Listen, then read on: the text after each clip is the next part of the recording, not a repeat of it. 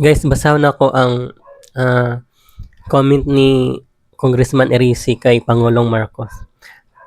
At kahit sino naging pangulo, hindi pumapayag na ganyan kalaki. Si President Marcos Jr. lang ang pumapayag na mayroong 1.45 trillion na diversion insertion sa loob ng 3 taon. So, ibig sabihin niya guys, sa marami nang dumadaan na pangulo. So, yung mga nakarang pangulo hindi pumapayag sa mga insertion. So, ang insertion kasi is the form of corruption. Is simple, corruption. So, si Pangulong Marcos lang ang pumapayag na may mga insertion. Or si Pangulong Marcos lang ang kanang nag-ano ba, siya lang nag-post.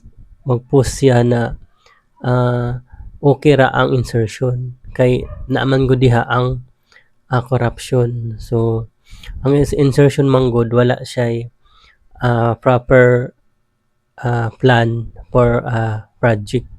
So, ganyan yung ang view ko. So, ayan, tama naman si Congressman Erici na si Marcos lang ang pumapayag na may insertion.